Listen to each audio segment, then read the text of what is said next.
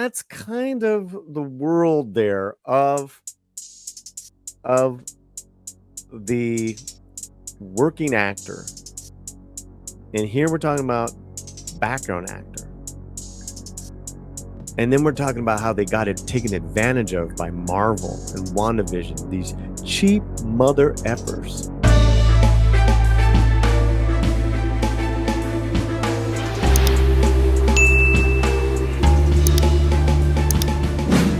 What it means to be a SAG working extra. Okay? Now, to break into the business, you have to be union. Catch 22 is they don't take non-union actors. Well, how do I get into the business? That's not fair. How do I, I'm talented. Maybe I got, I've been training. Maybe I went to, I went to Juilliard or Rutgers, some master class, the, Dramatic Academy of Performing Arts. That doesn't mean anything if you're not in the union. So there's a couple of ways to get in the union. That's kind of been the going standard here. One is you can have 3 days proof of SAG extra work as a background actor. You need 3 days. And they give you vouchers for each day. Once you get those 3, you're now eligible to join the union. Then you got to pay all these dues. You got to pay a lot of money just to be a member, and then you get set up. Like the setup has become, and here it is: performer becomes eligible for membership under one of the following conditions: proof of SAG-AFTRA, SAG or AFTRA covered employment as a principal performer. I'm going to get to that in a second. Or recording honors, proof of 3 days work. We talked about the 3 days work.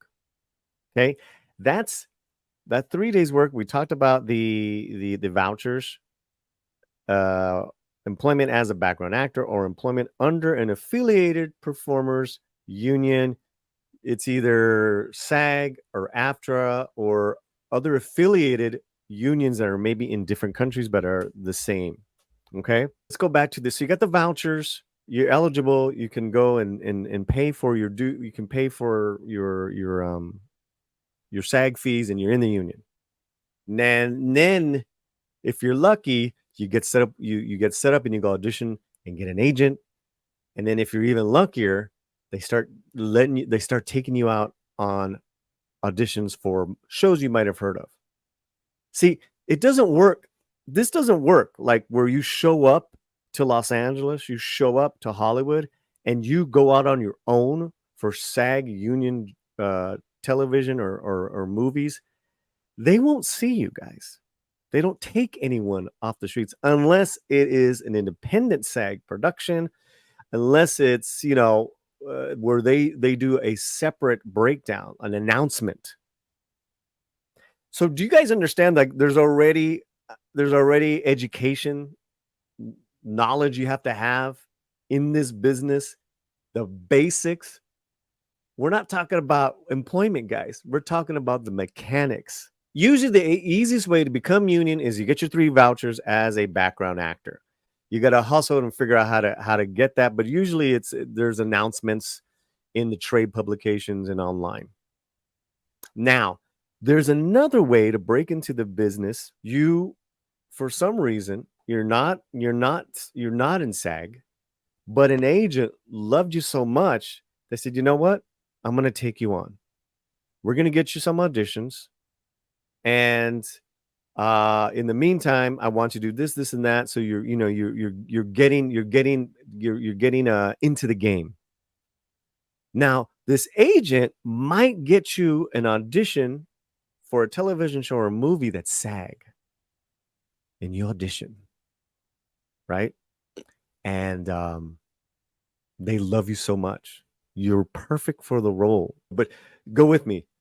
He's not even eligible. Well, we don't care. We love him so much. We want him. So what do? You pay the fine. The production company themselves will pay a fine to have you in their production. They're paying a fine to SAG.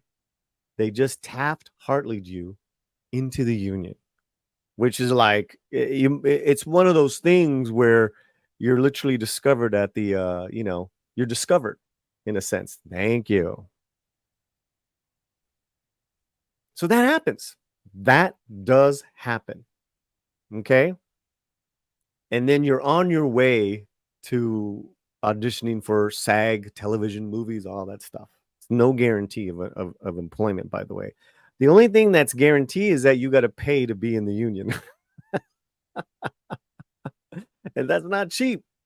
Now, there are a lot of people who make a living like this woman here as a professional background actor.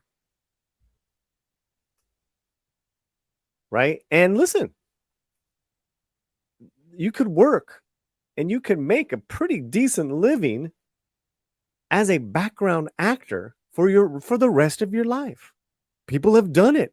It's like, no, I just want to be part of I just want to be part of production, and it's good money. Most of the time I'm sitting around. Then when they say action, we get up and they place us and we do our thing. Sometimes if I'm lucky, a director, somebody who has seen me as a background actor for many of their projects, says, you know what? That's okay. I want to give them a line. Make it happen.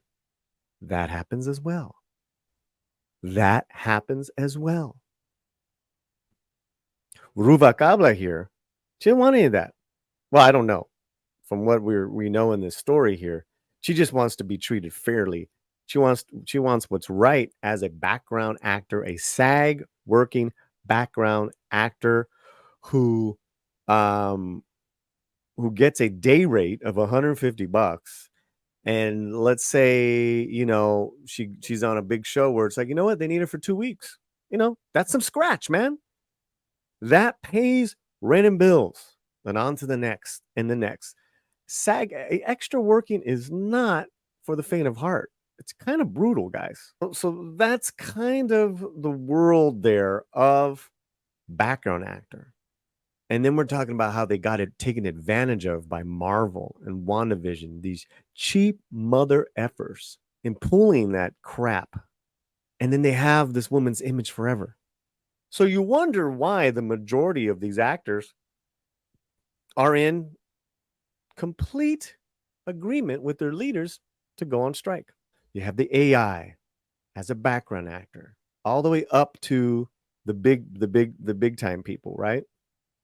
Then you have the antiquated residuals, which really needs to be rehauled. It's a lot of real stuff for a lot of real people working in the business. And here's why. They're in love with movie making. Who in their right mind would dare to come to Hollywood and be an actor? No job security, no family, no friends, no support system. This is the calling. This is what I want to do. This is what I was born to do. There's even that old sticker that's been around, that bumper sticker, born to act. When you're born to do something, when you have a calling, you don't do anything else but that. That's a majority of actors that you never hear from. You never hear from them. All we hear from is a tiny percent, that 3 to 5% of the celebrities that you hear from. As fans, we love movie making as well. You see, we're in the same boat together. We love what Robert Meyer Burnett calls that imagination connoisseur. Yeah, man. In regards to this, guys, Miss Ruvalcaba represents a majority of hardworking background actors that want to make a living. You know what? Hey, I don't need to be no big star. If I get a line here or there, cool. But this is my living, and I make a decent living, and I like it. I've carved out a place in the world for me in Hollywood, a land of make-believe.